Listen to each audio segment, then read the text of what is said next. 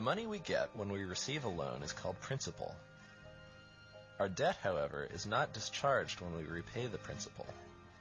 Bank loans are all made on the condition that people pay both the principal and the interest the bank charges.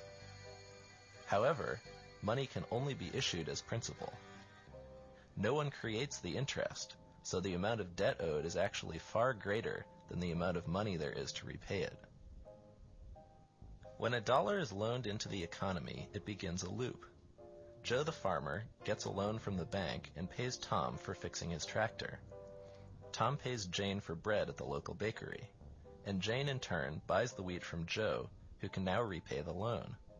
The problem is, Joe owes the bank interest on top of the principal. In order to avoid losing his property to the bank, Joe must go find other money making its own loop in the economy.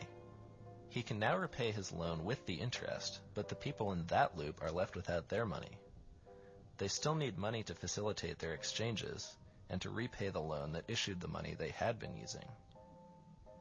The only place they can get it is from other such debt loops. Since all money has an interest price tag attached, there will never be enough money to repay all the debt owed to banks. Therefore, some people will always have to go bankrupt, or have their property repossessed by the bank. It's crazy. Sometimes it worries me because, what if there was like a collective understanding about how phony the money is when it comes down to it? What would people do? Would they riot in the streets? Who's propagating the illusion behind the money?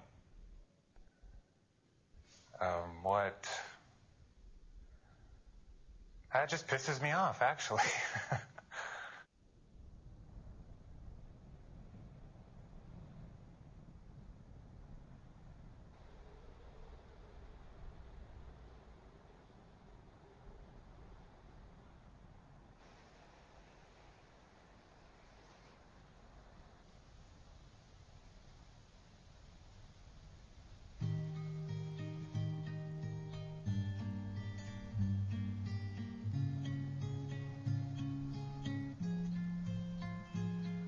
Whenever it rains, the trees direct a certain amount of the rainfall to the bark, and this bark is set up in these elaborate patterns to direct rain all the way around the tree.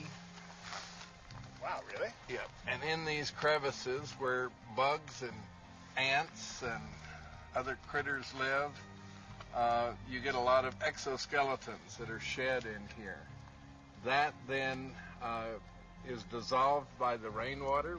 It runs down and it carries the phosphate from the bugs and the manure of bugs down into this.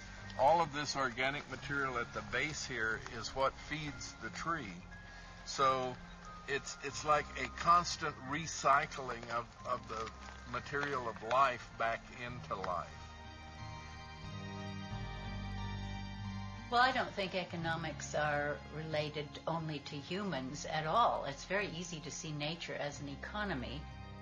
Nature creates value constantly for the benefit of all its membership, and that's what I think economics are really all about. Here you have a kind of banking of resources, that every element in this forest contributes to. So it's more like a community of contributors, and you take what you need as you need it. So, there's like a bank, like at the bottom of that fir tree, there's this bank of resources, and it's available to the tree, it's available to fungi, to the earthworm, to termites, to whatever comes along and needs it. And each time someone takes something, they generally contribute something.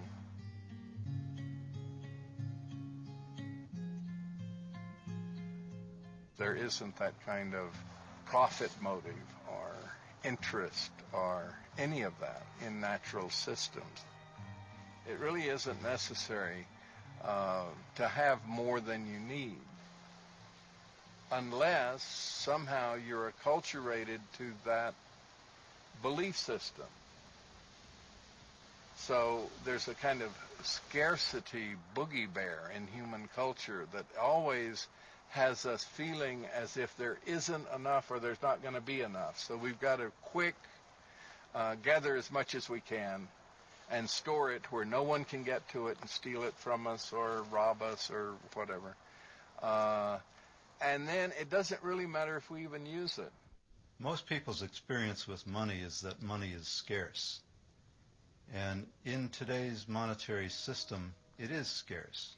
These cultural lies on which our relationship with money rests and is rooted is really governed almost completely by the most insidious and tragic lie, which I believe is the lie of scarcity.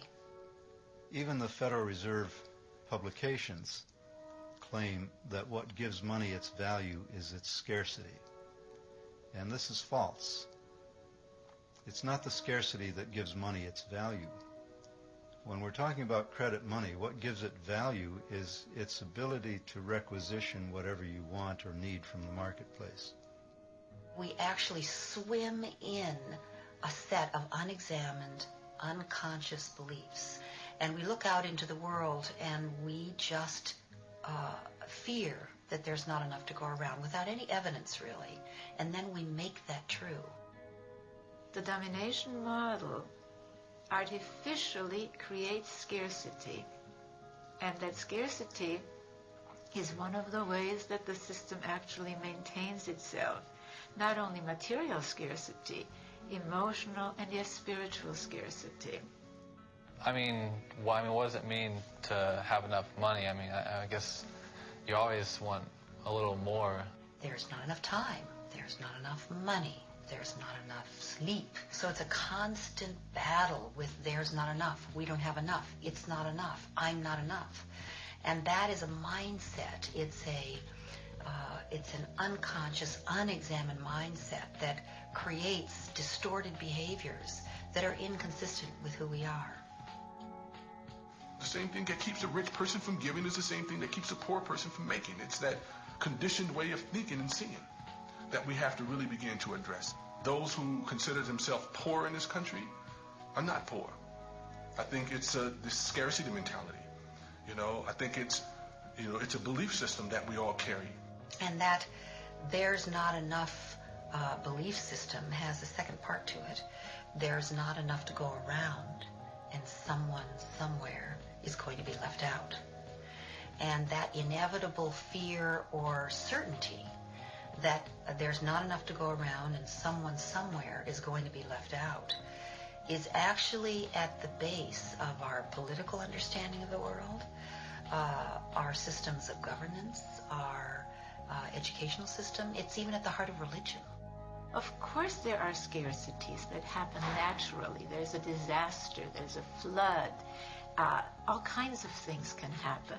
But here you have a system that artificially creates scarcity so that then you get people who really are fighting for the spoils, and since there's so much control from up on top, it is a way of maintaining the disunity and the confusion of those on bottom. What it is, it's emasculated men. And what do men do when they're emasculated? They compensate with hypermasculinity. When you leave, particularly men, with no options, they get violent and they get destructive. I don't care where you're talking about. Go to Russia. What do you think the Russian gangs are? Go to Northern Ireland. Go anywhere in the world.